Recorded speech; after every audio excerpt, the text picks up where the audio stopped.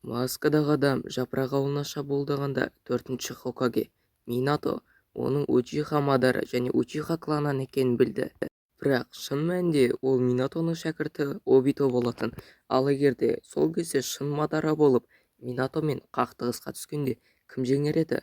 Қандай да бір ғажайыппен Мадара өзінің жастық шағын қайтарып Нагатоға Риннаганын бермей өзінде қалдырып, бірнеше жылдан кейін ауылға оралып шабуылдағанда ауылды оған төтеп бере алар ма еді? Қазір айтып беремін.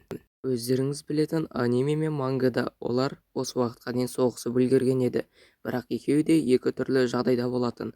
Мысалы, Мадара Джинжурикидің денесінде болды, ал Минато қайта тірілген еді. Бірақ мен Минатоның Хокаге кезін таңдаймын, себебі ол кезде режим отшельника болды. Мадара ендігі жас және дені сау, тура Хаширамамен соғысып жүрген кезіндегідей. Әрине, енді Мадараның Риннаганы бар, бірақ ол жағдайды өзгертпейді. Себебі оның ол көзі бар болса да, жоқ болса да, ол Минатодан әлдеқайда басымырақ.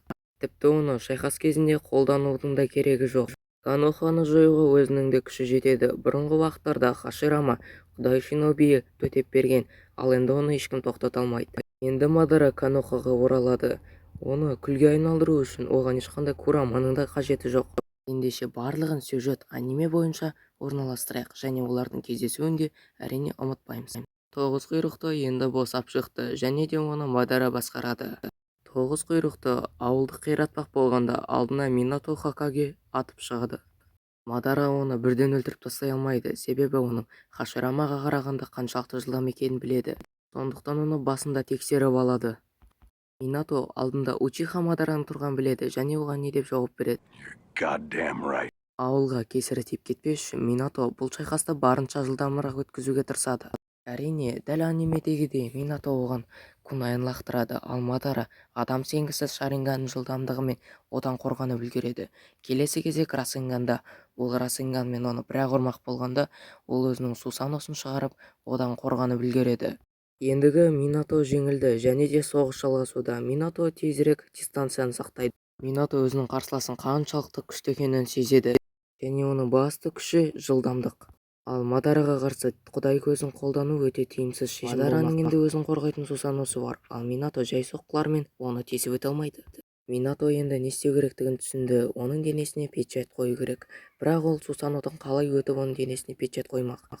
Жеңіске кішкене болсын жақындау үшін Минато режим отшельниктан шығады, ал Мадара Хаширамамен соғыстағы флешбектарын қайталайды. Мадара қақтығысты барынша жақын соққылармен жасауға тырысады және өзінің Сусаносының көмегімен Минатоға қарсы шабуылдайды, ал Минато оның соққыларынан жылдамдықпен қашып үлгереді, бірақ бұның бәрі оған көмектесе қоймас. Мадара ауыр массалы от стилін қолданады да барлық жерді өртеп жібереді, ал Хокаге болса тез телепорт жасап үлгеріп Камабунтаны көмекке шақырып үлгереді. Сосын ол су күшін шақырып Мадараға қарсы төтеп береді. Минатоның режим отшельник күші осымен тәмам, ол оны қолданып үлгере алмады. Енді төртіншінің кішкене уақытқа ғана үлкен күшті шақыруға мүмкіндігі бар. Ал енді Мадараға келетін болсақ, сол сәтте ол өзінің толық ең күшті Сусаносын оятады. Камабунтаның өзі мұндай керемет күшке төтеп бере алмайтынын біледі. Одан кейін барып олардың жеңіске деген үміті күл-парша болады. Және де Мадара өзінің Сусаносының күшімен оларды бір-ақ ұрып ұшырады, ал Минато болса соғыс алаңынан қашып та үлгереді.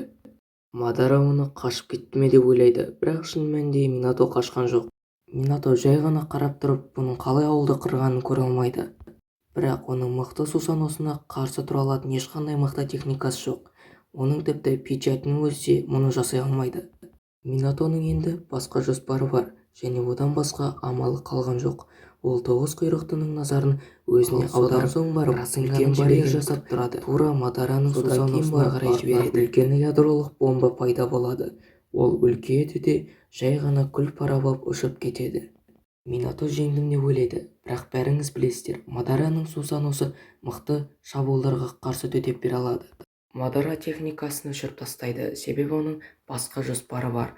Минатоның бұл ісіне таң қалып, қатты ызаланады. Солайша ол ауылдан Кураманы алып кетеді, ал Минато аң-таң болып түсінбей қалады.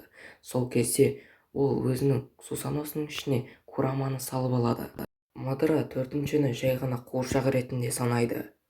Минато қолынан бар келгенін жасады, ауылды қорғап қалуға тырысты. Ақылымен де айласымен де көрді, бірақ болмады. Ендігі Коноханың және Минатоның көретіні тек қана тоғыз құйрықтының көптеген жарылыстары. Бірақ бір жарылыстың өзі бүкіл ауылды жойып жіберуге жеткілікті. Коноха да Минато да барлығы жеңілді. Коноха жай ғана күлге айналып кетті.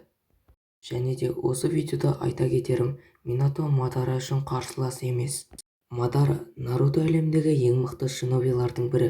Оны тоқтата алатын тек қана Хаширама, ал тоғыз құйрықтының денесінде оны ешқандай шиноби тоқтата алмайды. Достар, осымен біздің видеомыз соңына жақындап келе жатыр екен. Сіздермен бірге болған NBR KZ, келесі кездескенше сау болыңыздар.